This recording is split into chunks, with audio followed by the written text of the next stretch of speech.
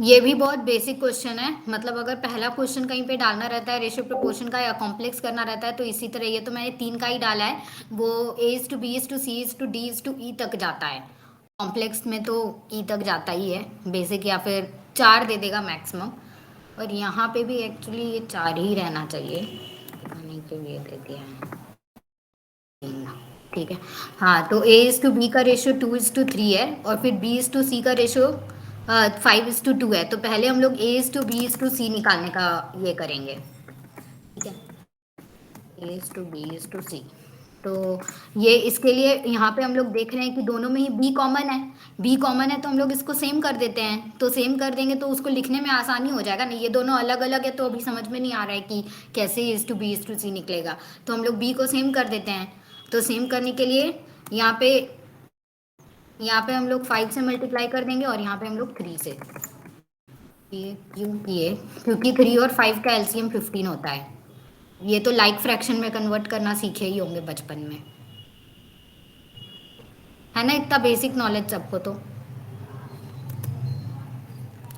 चुप है फिर से। ठीक है, जो भी, तो इसको 5 Just से करें speak up, इसको। guys. If you have any problem, if you have any doubt, if you don't have any doubt, just give the answer to Shivalika, yes or no. So she will get the confirmation ki whether you are able to understand this problem or not. Okay. So anyone just say the yes or no. That's fine. Okay. Yes. हाँ, सो इसको हम लोग को same करना पड़ेगा। तो इसको मैंने 5 से ये तो दोनों प्राइम था तो इसीलिए डायरेक्ट ही मल्टीप्लाई हो गया। और अगर नॉर्मल केसेस रहेगा तो एलसीएम से मल्टीप्लाई, मतलब ऐसा कुछ करना कि उसका एलसीएम बने। जैसे मान लो कि यहाँ पे 3 है और यहाँ पे कुछ, लेट्स से कि 3 नहीं, मैं कुछ और नंबर ले लेती हूँ। जैसे मान लो यहाँ पे 12 है, ऐसे यूजलेस है ये। हाँ ठीक है, फिर भी ले रही हूँ। यहाँ 16 है। ठीक है, तो इसका हम लोग एलसीएम, सिर्फ एलसीएम से इसको मल्टीप्लाई करके इक्वेट करते हैं। 48। तो यहाँ पे हम लोग इसको तब 4 से मल्टीप्लाई करते, और यहाँ पे इसको 3 से मल्टीप्लाई करते। तो तब यहाँ पे ये क्या हो जाता, 8:48, और ये भी 48:6। तो अब 48 इक्वल हो गया। वो बस यही याद रखना है कि इक्वल करने के लिए एलसीएम से मल्टीप्लाई करना रहता है। Okay. तो अब ये हम लोग को क्या मिला, A is to B is to C मिला, 10:15:6। हाँ, अब हम लोग को सी इज टू डी दिया हुआ है और A is to B is to C आ गया। तो अब इसमें अपने पास कॉमन क्या है, सी। तो हम लोग अब फिर से सी को सेम बनाएंगे। तो यहाँ पे तो 6 है और यहाँ 1 है, ये सबसे सिंपल कन्वर्जन होता है। 1 है तो डायरेक्ट इसको इससे मल्टीप्लाई कर दो 6 से, बस। हाँ, फिर 6 से मल्टीप्लाई करेंगे तो ये क्या हो जाएगा, 6:24। हाँ, तो अब ये बस यहाँ पे ((24) आ गया। तो अब A is to B is to C is to D आ जाएगा, 10:15:6:24। इसके बाद फर्दर देखना है कि अगर ये और कट होगा, हालांकि ये नहीं होगा क्योंकि अब इन चारों का आपस में कोई कॉमन फैक्टर है ही नहीं। ये 3 और 5 से है, ये 2 और 5 से, मतलब अगर चारों का ही एक कॉमन निकलता है तो ही वो कटता है। ये तो मतलब बेसिक है ना। फिर से ये आता ही है, मतलब बेसिक क्वेश्चन अगर छोटे एग्जाम्स दे रहे हैं या एमएनसी भी दे रहे हैं तो ये मैंने 4 तक डाला है, वो 5 डाल देंगे। और ये रेशियो मैंने बहुत अभी सिंपल डाल दिया क्योंकि ये प्राइम था तो डायरेक्टली मल्टीप्लाई हो गया। जैसे अभी मैं 48 बताई, आता वैसा है वो। तो अब प्रैक्टिस करोगे तो ही होगा, मैं तो बस टाइप्स ही बता सकती हूँ। तो ये एक टाइप है, बेसिक ही कर रहे हैं अभी अपन तो।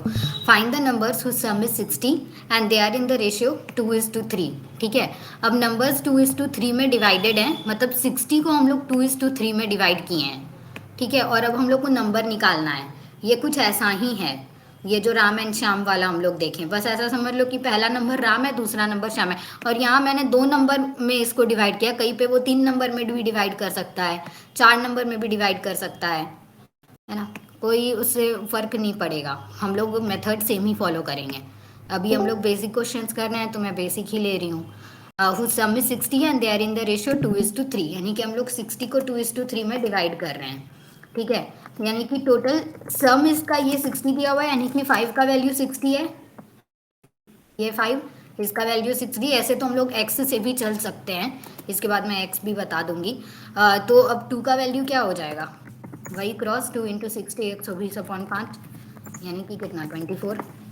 हाँ, और 3 का वैल्यू फिर क्या हो जाएगा, हाँ वही 3 है, इसको ऐसे कर दो। तो ये 3 × 60 अपॉन ये, तो 180/5।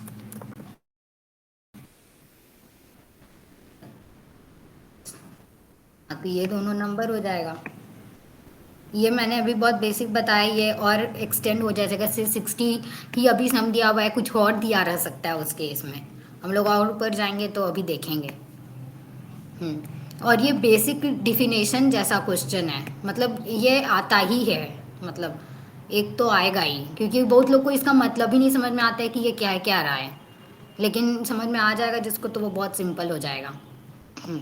The cost of a diamond varies as the square of its weight. मतलब कि ये क्या बोल रहा है कि मतलब डायमंड का जो कॉस्ट है वो उसके वेट के स्क्वायर से डायरेक्टली वेरी कर रहा है। मतलब पहले हम लोग जैसे पढ़ते हैं ना कि speed is directly, speed is equal to distance into time, तो डायरेक्टली प्रोपोर्शनल, तो speed directly proportional to distance. तो कुछ ऐसा हो जाता है, मतलब हम लोग प्रोपोर्शनैलिटी का साइन जब हटाते हैं तो वहाँ पे टाइम आता है। तो ये कुछ ऐसा चीज़ है, मतलब ये कांस्टेंट हटेगा ना। अभी हम लोग इसका इक्वेशन लिखेंगे तो समझ में आएगा, बेसिक ही है ये भी। The cost of a diamond varies as the square of its wait.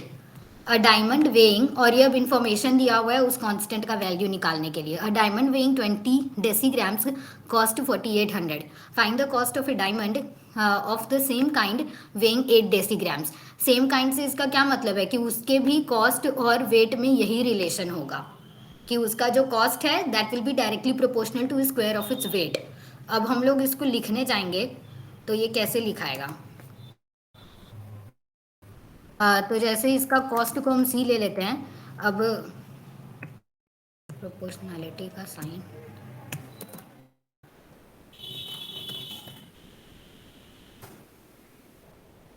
में भी नहीं है, खैर कोई नहीं। ऐसा समझ लो कि ये कोई कांस्टेंट है, मतलब मैं इसको अभी इससे रिप्रेजेंट कर दे रही हूँ। ठीक है, ये कोई कांस्टेंट है, जो कॉस्ट है वो वेट से डायरेक्टली स्क्वायर से वैरी कर रहा है। ठीक है,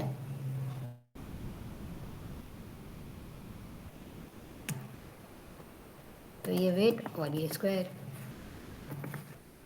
हाँ, तो ये कॉस्ट है, ये मतलब कुछ प्रोपोर्शनैलिटी का साइन ऐसे बनता है, पता होगा ना, ऐसा कुछ, मतलब इन्फिनिटी जैसा, वो क्लोज नहीं होता है दूसरे एंड से। अब वो तो यार लिखना तो रहता नहीं है, बनाता है क्वेश्चन तो एमसीक्यू टिक करना रहता है, पता रहे मत रहे फर्क नहीं पड़ता है। ठीक है, तो ऐसा कुछ कॉस्ट उसके वेट से वैरी कर रहा है, यही दिया हुआ है क्वेश्चन में। तो अब जब ये प्रोपोर्शनैलिटी हटता है तो एक कांस्टेंट आता है। अ, तो हम यहाँ पे कांस्टेंट को के मान लिए, तो ये ऐसा कुछ आएगा, हाँ, KW²। अब इसी के वैल्यू को निकालने के लिए मेरे पास इंफॉर्मेशन दिया हुआ है कि वेइंग 20 डेसीग्राम्स कॉस्ट 4800। अब बस यहाँ पे हम इसका वैल्यू डाल देंगे। 4800 इज इक्वल्स टू के इंटू 20 डेसीग्राम्स का स्क्वायर 20 का। अब ये के का वैल्यू हटेगा, डायरेक्ट 4800 या 12 आ जाएगा के का वैल्यू। अब मेरे पास इक्वेशन ये आ गया अपने पास। अब ये इक्वेशन कैसे लिखाएगा, सी इज इक्वल टू 12W², मतलब 12 वेट स्क्वायर। और अब ये पूछ रहा है कि find the cost of diamond of the same kind weighing 8 डेसीग्राम्स। अब हमको उसके कॉस्ट और वेट स्क्वायर के बीच में रिलेशन पता चल गया। अब बस हम ये डाल देंगे, उसका वेट है 8, तो ये हो जाएगा 12 इंटू 8 का स्क्वायर इज 64। 48 720 प्लस 48 760.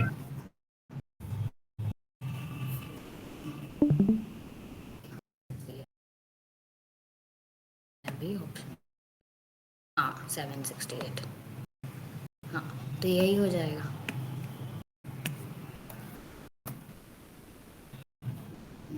ये समझ में आया।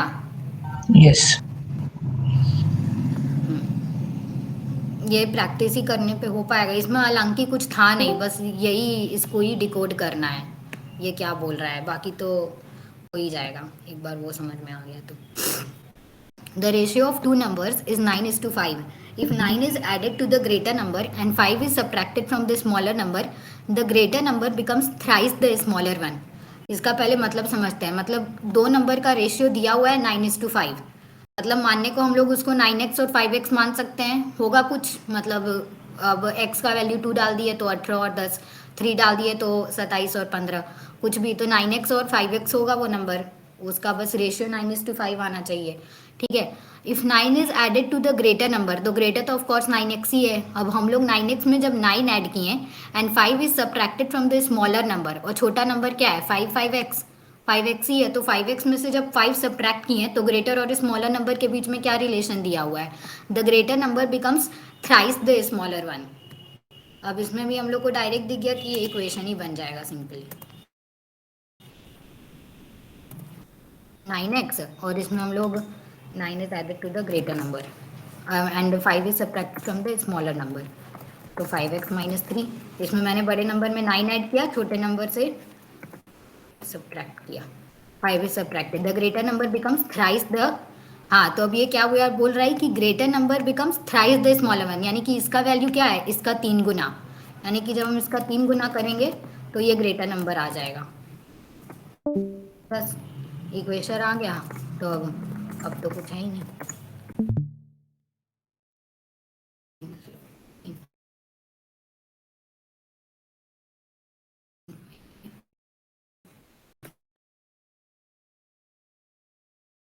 इक्वल टू 4 तो 36 और 20, ये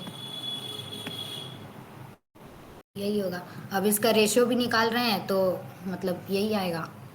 एक एक तो इसमें पता है ये मतलब फर्स्ट तो हम लोग ऑप्शन से ही जाने का कोशिश करते हैं, ये एक ट्रिक बता रही हूँ मैं, हम लोग ऑप्शन से ही जाने का वो फास्ट करने के लिए कि रेशियो जब तुम्हारा 9:5 दिया हुआ है ऑलरेडी और तुम्हारा फाइंड द नंबर्स बोल रहा है, ठीक है, तो इन लोग दोनों में रेशियो 9:5 ही होना चाहिए और कुछ नहीं होना चाहिए। तो इसमें तो खैर दो ऑप्शन टैली कर गया है, कई दफ़ा नहीं भी टैली करता है, तो वो एक ही ऑप्शन जिसमें रेशियो 9:5 निकल रहा होता है वो डायरेक्ट हो जाता है।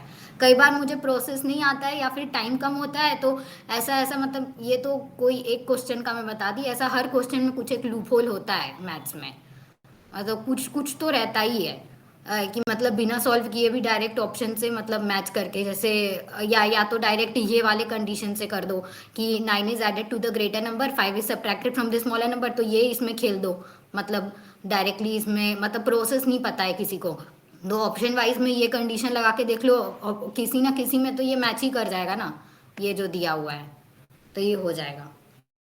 ये इसका ट्रिक है, कई बार मुझे आता नहीं है प्रोसेस तो मैं फिर ऑप्शन से ही चली जाती हूँ, उससे भी आ जाता है आंसर और सही ही आएगा ऑफ कोर्स, क्योंकि वो मैच कर करके लाए हैं तो, लेकिन वो टाइम कंज्यूमिंग है, अगर आ रहा है तो डायरेक्ट कर ही लो फिर। Two numbers are respectively 20% and 50% more than a third number, ठीक है, ये अब परसेंट में तो बोली परसेंटेज कहीं भी घुसा देता है, अभी रेशियो प्रोपोर्शन में हम लोग भी देखे, मतलब प्रॉफिट एंड लॉस में देखे, इसमें देखे रेशियो प्रोपोर्शन में, अभी आगे भी कहीं भी देखेंगे वो कहीं भी घुसा देता है, पता रहना चाहिए कि ये मतलब क्या है इसका मतलब।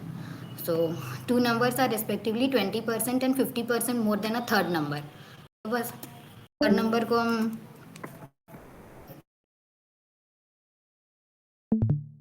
तो थर्ड नंबर को हम मान लेते हैं 100%। हाँ तो फर्स्ट नंबर क्या हो जाएगा, फर्स्ट नंबर हो जाएगा उससे 20% ज़्यादा है और सेकंड वाला नंबर उससे 50% ज़्यादा है, तो ऐसा। अब ratio of the two numbers अब ये दिख रहा है, अब इसमें है क्या 120/150, ये गया 3 से 4 और 5, तो 4:5, अच्छा नहीं है इसमें, जिसको परसेंटेज का आता रहेगा वो उतना करेगा ही नहीं, अब जिसको नहीं आएगा वो अब एक्स लेगा, अब उसको फिर 20% से इंक्रीमेंट करेगा और क्या क्या, सेंस नहीं है, बहुत टाइम लगेगा, उतना टाइम के लिए क्वेश्चन रहता नहीं है। अब तक तो एग्ज़ाम दिए ही होंगे कोई कोई, एटलीस्ट इंटर्नशिप का पता ही होगा।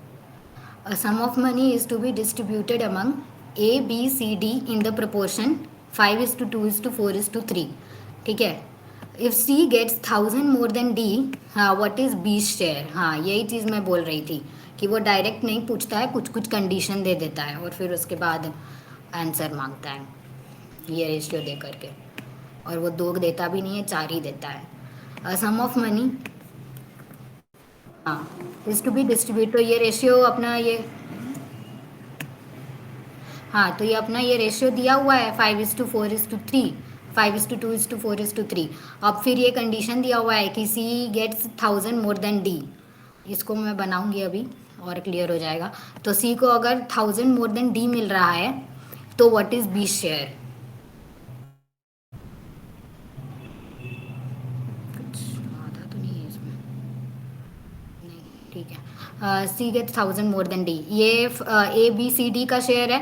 अब इन लोग का सी को बोल रहा है कि ज़्यादा मिल रहा है, यहाँ दिख भी रहा है कि सी का डी से ज़्यादा ही है। 1000 मोर देन कितना, एक ज़्यादा है इसका, तो एक का वैल्यू क्या हो गया 1000। ऑलरेडी क्वेश्चन में दिया हुआ है कि 1000 ज़्यादा है। तो what is B share? A B C D, B का शेयर 2 है, ये उसी से हो जाएगा जो अभी तक हम लोग किए थे 2000। जिसको ऐसे डायरेक्ट नहीं देखने आएगा फिर वो नहीं हो पाएगा, क्या ही का करेगा इसमें। बेसिक से तो मैं सोच भी नहीं सकती मैं ऐसा क्वेश्चन। जो हम लोग परसेंटेज में देखे थे डायरेक्ट ही देखे थे कि ये इक्वेट ऐसे करते जाओ और फिर से क्रॉस करके वैल्यू निकाल लो। Seats for mathematics, physics and biology in a school are in the ratio 5:7:8.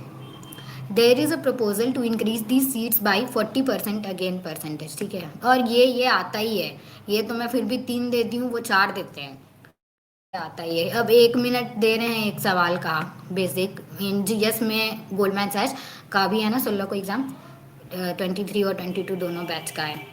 हाँ, तो उसमें इतना तो मैं बहुत इजी डाल दी हूँ, उसमें और वो कबाड़ा करते हैं इसका। जैसे वो परसेंटेज नहीं मैं बताई थी 1/7, 1/8, तो ये 12.5% और फिर ऐसे ऐसे देंगे।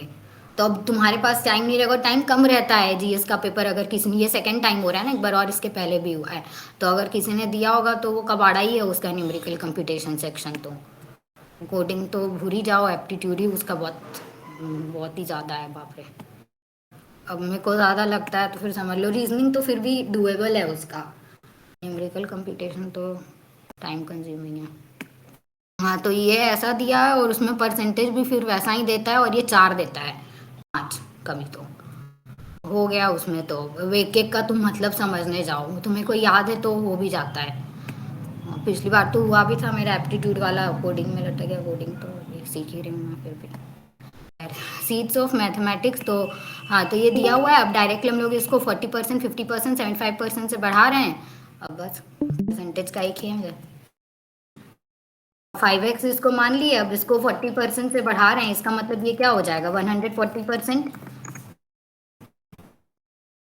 140% ऑफ 5x यही होगा, क्योंकि हम लोग इसको 40% से बढ़ा रहे हैं। तो 140% यानी कि क्या 140/100।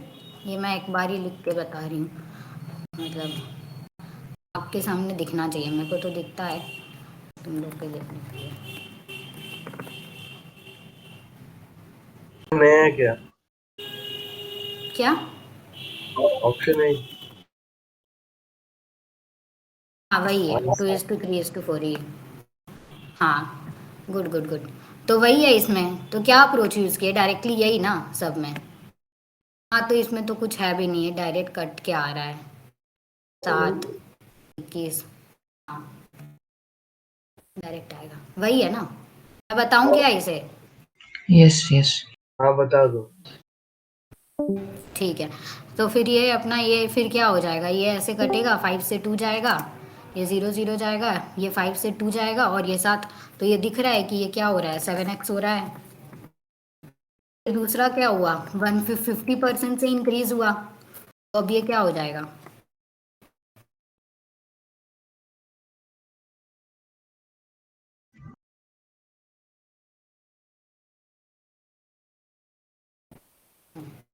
ये 50% से इंक्रीज हुआ, तो अब ये कितना इसका हो जाएगा 7x का। तो अब ये कितना आएगा 50 से 3 और ये 2। हाँ बस, तो ये क्या हो जाएगा 21x/2, 3 और ये 2। हाँ, 14 है। और फिर क्या, करो करो करो। नहीं थर्ड का बोल रहा था। नहीं 21x/2 ही होगा, नहीं, वो दिख थर्ड रहा है ना 14 यार, है। 7 3 अरे 7 नहीं 3 वैसे ही थर्ड अलग। तीसरा आ रहा है 31 14 आएगा, ये बोल रहा था। अच्छा, तीसरा वाला बोल रहे हो, हाँ मे बी। हाँ हाँ 2 into 2 हो जाएगा वो। कट करके, खैर जो भी हो, तो फिर ये 175 और फिर मैं इसको भी कर दूँ।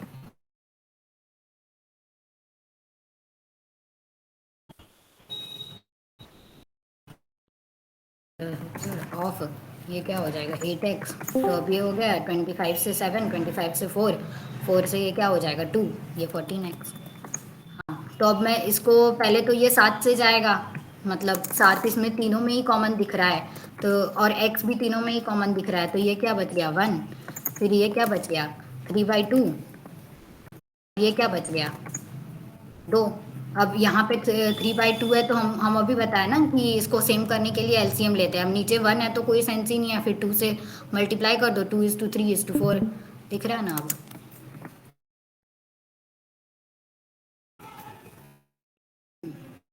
2:3:4, अब इसको इंटू 2 करेंगे तो ये क्या, मतलब 2 और 2 तो कैंसिल ही हो जाएगा, तो ये नहीं है, आ रहा है ये 2:3:4।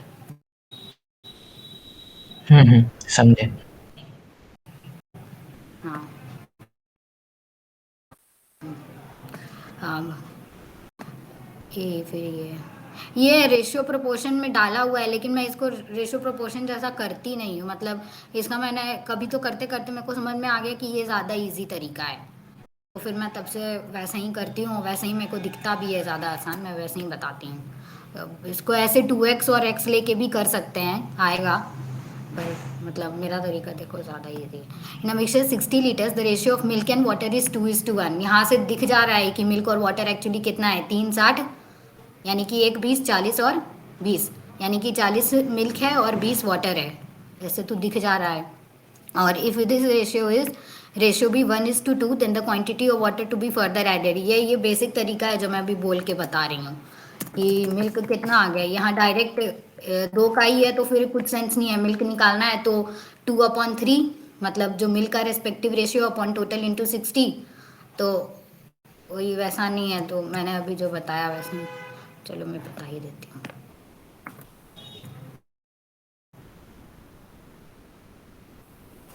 टी का वैल्यू दिया हुआ है 60, 2 का वैल्यू क्या हो जाएगा, 120/3, हाँ 40, और 1 का वैल्यू क्या हो जाएगा 60/3, 20, ठीक है। तो ये मिल्क हो गया अपना, और ये वाटर हो गया, ठीक है। अब उसके बाद if this ratio is to be 1:2, अब अगर 1:2 होगा तो फिर क्या हो जाएगा, ये फिर 3:60 होगा, 1 का वैल्यू यही बदल जाएगा, मिल्क क्या आ जाएगा फिर 20 आ जाएगा, और वाटर क्या आ जाएगा 40 आ जाएगा। अब then the quantity of water to be further added is, तो अब बस ऐसे 20 लीटर, ऐसे भी देख सकते हैं, बट ऐसे पूरा ये छोटे में चल रहा है क्योंकि ये काफ़ी बेसिक है, मतलब मैं 2 के ही रेशियो से खेल रही हूँ, इसलिए ये ऐसे दिख रहा है, लेकिन ऐसे दिखेगा नहीं एग्ज़ाम में, इतना इजी कोई देता नहीं है, ये नहीं देता। तो जैसे 2:1 मिल्क और वाटर का रेशियो अपने को दिया हुआ है, M/W ऐसे मान लेते हैं, ठीक है। उसके बाद इफ़ दिस रेशियो भी 1:2, 1:2 मिल्क और वाटर का रेशियो अब ये हो गया, ठीक है। इसको मैं ऐसे सेपरेट कर देती हूँ।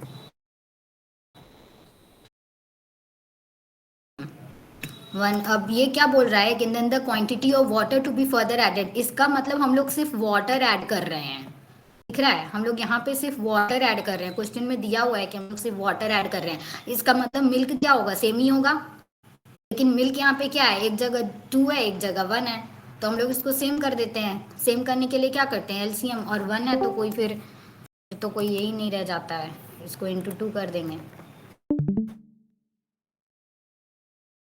तो ये क्या हो गया 2:1, और ये 2:4। अब ये दिख रहा है कि मिल्क तुम्हारा सेम है और वाटर क्या ऐड हो रहा है, अब ये मैच कर रहा है क्वेश्चन के कंडीशन से भी, समझ में आया ये मैंने क्या किया, जो क्वेश्चन में दिया हुआ था बस वही इम्प्लीमेंट कर दिए, कि तुम्हारा मिल्क चेंज हो रहा है, मतलब वाटर चेंज हो रहा है, तो मिल्क तो सेम ही है, मिल्क के बारे में नहीं दिया हुआ है तो वो सेम ही है, मैंने क्या किया।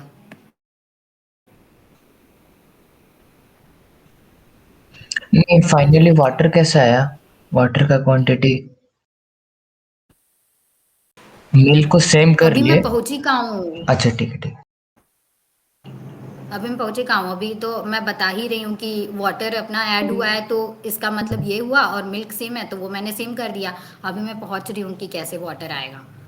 तो अब इन मिक्सचर 60 लीटर, अब मेरे को पता है कि इसकी वैल्यू तो 60 लीटर दी थी है इनिशियली, मतलब दिया हुआ है अपने पास कि इसका वैल्यू 60 है, यानी कि 3 का वैल्यू क्या हो गया 60। और फिर उसके बाद वाटर टू बी एडेड, अपने को दिख रहा है कि ये 3 ही ऐड भी किए हैं, मतलब यहाँ पे। हाँ तो ये 60 ही होगा, मैं जान ही रही थी इसमें लूपहोल रहेगा ही। यही ठीक है, ये 60 होगा इसका आंसर।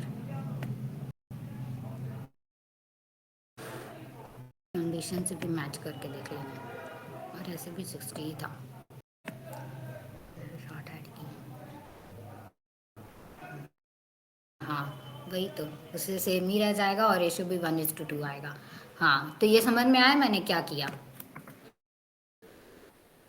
आएगा समझ में। वाटर का फाइनल वाला पार्ट। हाँ यही यही तो मैं बता रही हूँ, ये मतलब वाटर यहाँ पे दिया हुआ है कि क्वांटिटी ऑफ वाटर हम लोग फर्दर ऐड कर रहे हैं, तो इट मीन्स अपना मिल्क सेम है। तो मैंने इस रेशियो में वही तो दिखाया है, ये जो दिया हुआ है, तो मैंने यही किया कि मिल्क को मैंने सेम कर दिया, क्योंकि एक जगह 2 था एक जगह 1 था, तो फिर हम लोग मिल्क को सेम कर दिए। यहाँ पे मैं लिख देती हूँ डूइंग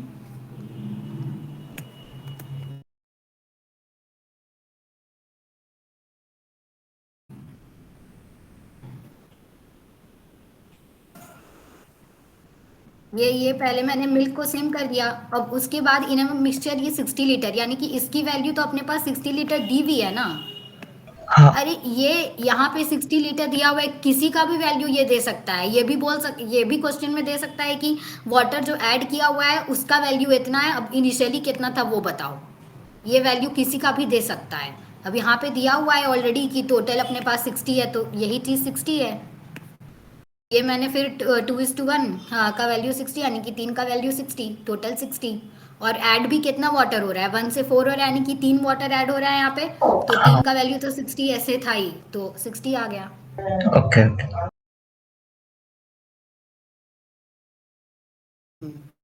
और ये इसको ऐसे क्रॉस चेक भी कर सकते हैं, जैसे कि यहाँ पे अपना कितना आया था, मिल्क 40 आया था, और ये आया था वाटर 20 आया था। उसके बाद हम लोग इसमें वाटर कितना ऐड किया, हम लोग 60 लीटर ऐड किए हैं। इट मीन्स ये क्या हो गया, 40 और 20 आया था, तो 20 में हम लोग 60 ऐड किए, यानी कि वाटर कितना हो गया 80। और ये 40 और 80 का रेशियो 1:2, यानी कि कंडीशन भी मैच कर रहा है अगर क्रॉस चेक करना है तो। जो मैं बोली कि अगर जिसको प्रोसेस नहीं आ रहा है तो उल्टा चलो, मतलब कि ऑप्शन से यहाँ आओ। एक बार और बताती हूँ, जैसे ये वाला प्रोसेस तो समझ में आ गया ना को, हाँ तो ये मैं क्रॉस चेक करके बताती हूँ कि 60 सही कैसे है, ठीक है। और देखो, अब यहाँ पे मिल्क और वाटर का रेशियो 2:1 दिया हुआ है, इसका मतलब तो दिख रहा है कि मिल्क 40 है। अभी तक राम श्याम से इतना तो निकालना समझ ही गए हम लोग कि मतलब वैल्यू कैसे निकालना है डायरेक्ट। और मिल्क इतना 40 है और वाटर 20 है। अब हम लोग क्या निकाले कि हम लोग वाटर 60 ऐड किए हैं, बस हम लोग 60 ऐड किए, यानी कि वाटर कितना हो गया 80। और इसका रेशियो क्या आ रहा है 1:2, और क्वेश्चन में भी यही दिया हुआ है कि बाद में इसका रेशियो 1:2 होना चाहिए, वही आ रहा है अपना, इट मीन 60 ही होगा। क्लियर है। यस। हाँ और ये भी बहुत बेसिक क्वेश्चन है ये, मतलब मैंने ऐसे समझने के लिए डाल दिया। ये ऐसे इतना इजी आता नहीं है, वो मीन प्रोपोर्शन पूछ लेते हैं, थर्ड प्रोपोर्शन, फोर्थ प्रोपोर्शन आगे डाला है मैंने, वैसा भी ये भी इंट्रो जैसा डाल दिया मैंने, मतलब आए। तो इसमें क्या होता है, ये डायरेक्ट फॉर्मूला है, product of extremes equal to product of means. Extremes मतलब ये दोनों, और मीन्स मतलब ये दोनों। एक्सट्रीम का मतलब ऐसे भी एंड्स होता है, और मीन्स मतलब बीच में। तो ये हो गया 0.75 into 8 is equal to 5x। तो अब ये क्या हो गया,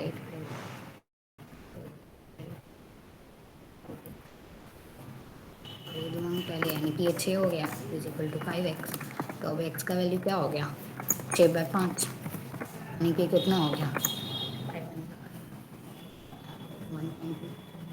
1.2 हो गया d। ये मैंने बस इसी के लिए ही डाला था, ये फॉर्मूला के लिए, ये फॉर्मूला के लिए, ये फॉर्मूला के लिए ये पता रहना चाहिए, कहीं भी तो आ जाता है तो समझ में नहीं आता है ये कैसे निकलेगा। ऐसे ही क्लास 8 का क्वेश्चन है, 8 में तो पढ़े ही थे। The sum of 3 numbers is 98। हाँ ये उसी का एप्लीकेशन है जो is to B is to C is to D अभी निकालना सीखे थे ना, वैसे ही। तो sum of 3 numbers is 98 if the ratio of first to second number is 2:3 and second to third number is 5:8 second number is, ठीक है, यानी कि ए इज टू बी अपने को दिया हुआ है, इज टू बी अपने को दिया हुआ है 2:3 और बी इज टू सी अपने को दिया हुआ है 5:8। तो अब हम लोग A is to B is to C निकालेंगे तभी हम लोग सम को ज़्यादा प्रॉपर कर पाएंगे। ऐसे तो हम लोग A is to B is to C कैसे, मतलब सम कैसे आएगा ये जब 4 के इसमें, तो direct A is to B, तो अब बी अपना कॉमन है तो हम लोग बी को सेम कर देंगे, ये फिर से ईजी है, प्राइम ही है, इजी हो गया। ये इंटू 5 हो जाएगा और ये इंटू 3 हो जाएगा। तो अब ए इज टू बी क्या हो गया 10:15 और बी इज टू सी क्या हो गया 15:24। तो इसका ये A is to B is to C क्या हो गया 10:15:24। अब इसका सम दिया हुआ है ये, तो ये क्या आ रहा है 49, 49 का वैल्यू क्या हो गया 98 और ये बोल रहा है कि सेकंड नंबर क्या है यानी कि 15 का वैल्यू, ये तो दिख रहा है ये 49 इंटू 2 तो डायरेक्टली ये भी 30 हो जाएगा, ये हो जाएगा अपना आंसर। ये भी सेम ही जैसा चीज़ है, मतलब इसमें भी हम लोग कुछ ऐसा ही करेंगे कि इक्वेट करेंगे, ये बस एक फॉर्म है, मतलब समझ लो कि ये एक फॉर्म है। ये मैंने सिंपल फ्रैक्शन दे दिया है, यूजुअली ये मिक्स्ड फ्रैक्शंस रहते हैं, जैसे 1:2 नहीं रहेगा, 2 1/2, 4 2/3, 3 3/4, ऐसा मतलब कुछ ऐसा मिक्स्ड रहेगा। तो फर्स्ट ऑफ ऑल तुम कन्वर्ट करो उसको इम्प्रॉपर फ्रैक्शन में मिक्स्ड से, एंड देन उसको तुम लाइक फ्रैक्शन में कन्वर्ट करो, मतलब ऐसे रेशियो जैसा जैसे अभी तक किए हैं हम लोग, डायरेक्ट रेशियो। एक इसका डायरेक्ट तरीका भी है लेकिन फिर वो कॉम्प्लिकेट है, 1/2 + 2/3 + 3/4, फिर एक का वैल्यू दिक्कत हो जाएगा, डायरेक्टली निकालते हैं। तो हम लोग इसका पहले सेम करने का कोशिश करेंगे। तो नीचे इसका ये एलसीएम क्या हो जाएगा 2 3 4 का 12, देखो चाहिए 12, हाँ 12, तो ये आ जाएगा 6 और ये कितना आ जाएगा 12 यानी कि इंटू 4, ये आ जाएगा 8 और ये 12 यानी कि इंटू 3 और ये आ जाएगा 9। ये समझ में आया ना यस यस। कैसे आया? हाँ ये 12 है तो डायरेक्ट आपको 12 से मल्टीप्लाई कर दिए इक्वेट करने के लिए। तो अब it is divided into 3 parts. अब बस पता चल गया, फर्स्ट पार्ट पूछ रहा है, रेशियो दिया हुआ है तो रेस्पेक्टिव अपॉन टोटल 9 is 17 + 6 कितना हो जाएगा 23 इंटू 782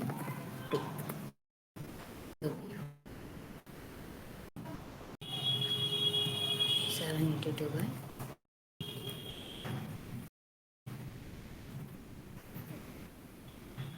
ये आ जाएगा अपना 34 into 6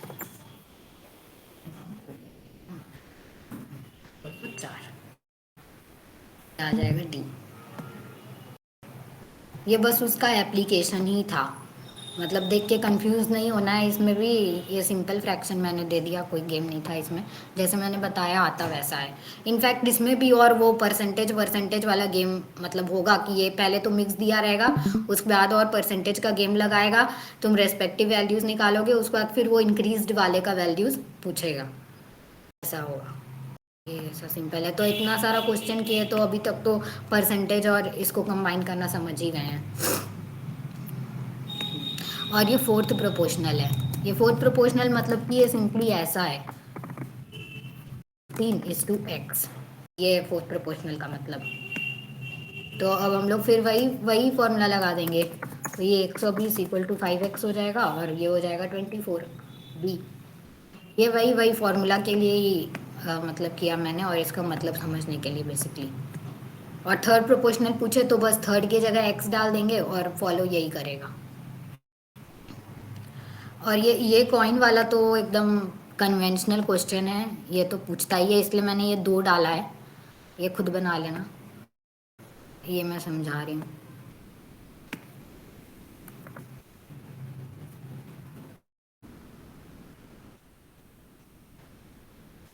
In a bag, there are coins of 25 paise, 10 paise and 5 paise in the ratio of 1:2:3. If there is rupees 30 in all, how many 5 paise coins are there? यानी कि basically हम लोग को फिर से रेशियो ही निकालना है। तो अमाउंट अपने पास दिया हुआ है और अपने पास ये दिया हुआ है कि कौन कौन सा कॉइन है। 25 पैसे कॉइन है, 10 पैसे कॉइन है, 5 पैसे कॉइन है, और उन लोग का रेशियो दिया हुआ है, मतलब कि वो किस रेशियो में है, और उन लोग का टोटल अमाउंट दिया हुआ है। तो अमाउंट क्या होता है, जैसे कि तुम्हारे पास बोल रहा है कि तुम्हारे पास 10 रुपया का नोट है और वो टोटल तुम्हारे पास 50 रुपया बना रहा है। तो हम लोग क्या करते हैं, 50/10 कर देते हैं, तो हम लोग को पता चल जाएगा कि वो कितना नोट है, 10 का 5 नोट है। ये कुछ इसी तरीके से है कि ये 30 है, इसका मतलब हम लोग इसको डिवाइड करेंगे इन सब में। अब 25 पैसे मतलब क्या, 1/4 रुपीज़। 25 पैसे इज सिंपली 1/4 रुपीज़, 10 पैसे इज 1/10 रुपीज़, 5 पैसे इज 1/20 रुपीज़। रुपीज़ में कन्वर्ट करने के लिए बाय 100 करेंगे, क्या है इसमें, तो है ना, बाय 100 करेंगे तो वो 1/4 हो गया। इसको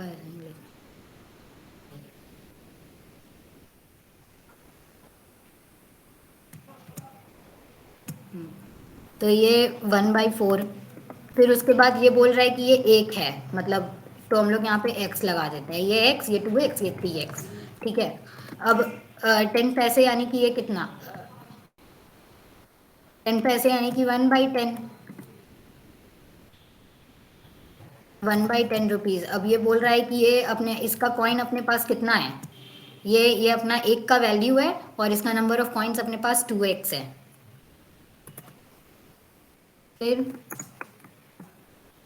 फिर ये 25 पैसे, 5 पैसे मतलब, तो वो कितना होता है 1/20, एक मतलब रुपीज़ में कन्वर्ट करेंगे तो। और ये दिया हुआ है 3x और इसका टोटल वैल्यू दिया हुआ है 30। बस यही इक्वेशन बनेगा। अब ये सिंपल, इसका एलसीएम तो 20 आएगा, दिख ही रहा है। तो ये कितना हो जाएगा 5x प्लस ये कितना हो जाएगा 4x प्लस ये कितना हो जाएगा 3x, और इसकी वैल्यू दी हुई है 30। 5 4 9 10 11 12, यानी कि 12x की वैल्यू कितनी हो गई 30। तो x की वैल्यू कितनी हो गई 30/12। तो हाउ मेनी 5 पैसे कॉइन्स आर देयर, तो 5 पैसे कॉइन्स कितना है 2x है 5 पैसे कॉइन्स। तो हम लोग इसको डायरेक्टली 30/12 को इंटू 2 कर देंगे, तो ये क्या हो जाएगा 2 6 और ये 5। हाँ, तो ये मैंने 10 पैसे लेके चला, ये 50, मतलब ऐसे 30 मैंने काट दिया ना, 20 नीचे से, मतलब मैंने सीधे उड़ा दिया, इंटू 20 यहाँ पे होता ना, छोड़ो उड़ाते नहीं है, पूरा बताते हैं, ठीक है। तो इसका एलसीएम 20 आएगा, तो ये क्या होते जाएगा 5x प्लस ये कितना हो जाएगा 4x प्लस ये कितना हो जाएगा 3x इज इक्वल टू ये कितना हो जाएगा 30 × 20, नीचे में तो 20 है ना एलसीएम में, हाँ डिनोमिनेटर में, तो ये कितना हो जाएगा 5 9 12x इज इक्वल टू ये कितना है 600, x का वैल्यू कितना है 50, तो अब ये 2x 100, मतलब हाँ 100 इसका है 2x इसका वैल्यू, तो 100।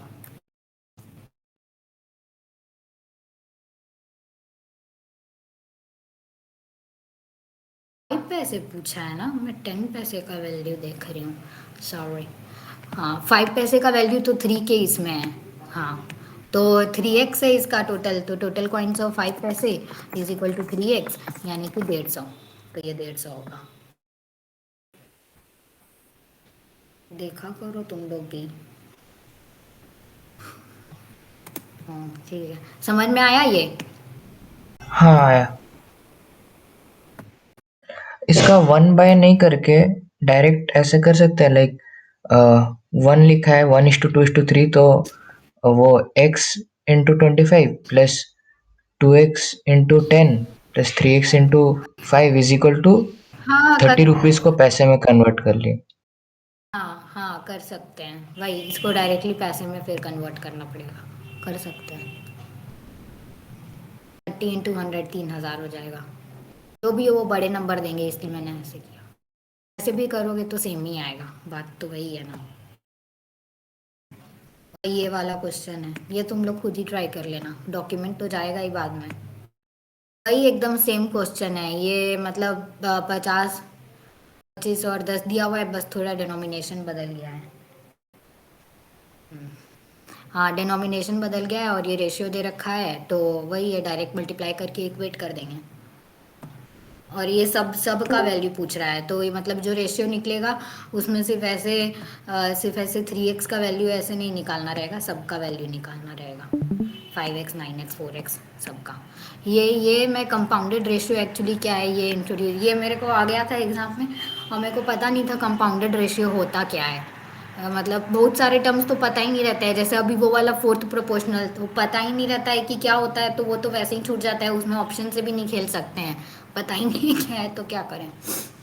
कंपाउंडेड रेशियो कुछ नहीं रहता है, बस न्यूमरेटर इन जितना है सबको साथ में मल्टीप्लाई करके नीचे में साथ में डिनोमिनेटर को मल्टीप्लाई करना है, बस इतना ही है। मेरे को भी लगा था ये क्या है, इतना ईजी था। और ये ऐसे रेशियो में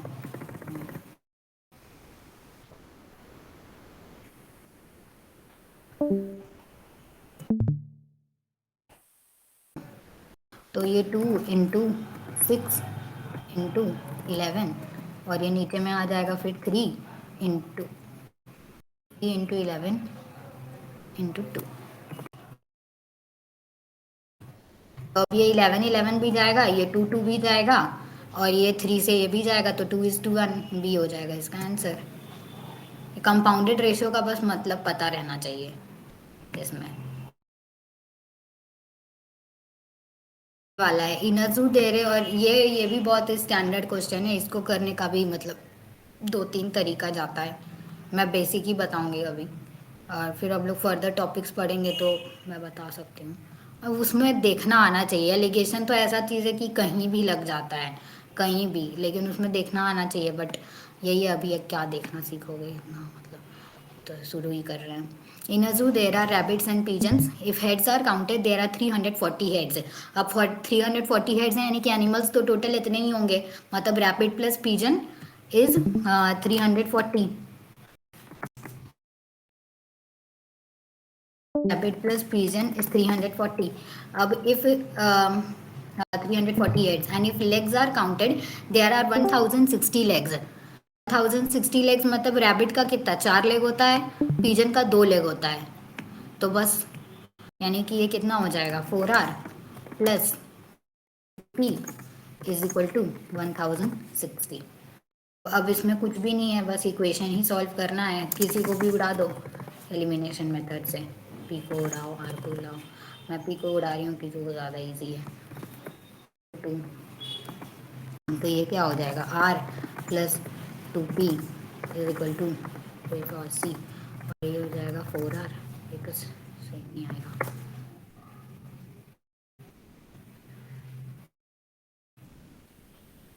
अब इन लोग दोनों को सब्ट्रैक्ट कर देंगे, इक्वेशन 2 माइनस इक्वेशन 1 ऐसे फिगर में रखो, या इसको भी सब्ट्रैक्ट करें तो क्या है, दोनों साइड माइनस आएगा, -3r, और ये भी समथिंग माइनस में ही आएगा, माइनस माइनस कटेगा, सब कुछ देखने का सेंस नहीं है। इक्वेशन 2 माइनस इक्वेशन 1 ही कर रहे हैं दिमाग में, तो ये आ रहा है 3r और ये तो गया ही, और ये 1060 माइनस 680,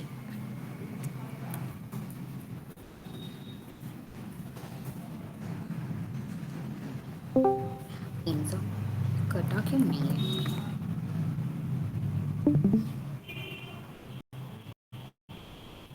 सकता है 2 8 3 2 6 680 यार 1060 प्लस पी मैंने खुद तो नहीं बना दिया है कबाड़ा करके कुछ, r plus p equal to 340 heads है। Legs are counted, एक heads है, legs are वो वाला counted हेलो 1060. हाँ हेलो. आपने 3R लिखा था ना, 3R की जगह 2R आएगा वो। अगर 2 का मल्टीप्लाई करोगे तो 2R हो जाएगा ना ऊपर भी। हाँ वही 2R हो जाएगा, टोटल में मल्टीप्लाई होगा. हाँ तो ये 2R आएगा और ये 360 आया था ना, नहीं 380 आया था. हाँ तो R की वैल्यू आ जाएगी 190. यस. तो अपना रैबिट्स इतना हो गया और पिजन्स का वैल्यू पूछ रहा है तो बस 340 minus 190 minus 95 something ending in 5. What is this? 150. हाँ ये. हाँ so we are done with this. ये भी कन्वेंशनल क्वेश्चन है, ये मतलब आता ही है ऐसा. एलिगेशन से भी जाएगा बट हम लोग एलिगेशन अभी शुरू किए कहाँ है. एलिगेशन में ऐसा रहता है कि कहीं का भी मतलब एक्सट्रीम्स, मतलब दो वैल्यू उसका पता हो और बीच का वैल्यू पता हो, जहाँ पे भी मिडिल वैल्यू पता रहता है वहाँ एलिगेशन लग जाता है. क्या ठीक है, जब पढ़ेंगे तब. So we are done with today's class. Once skim through this document and tell if you have any issues or any queries. So guys,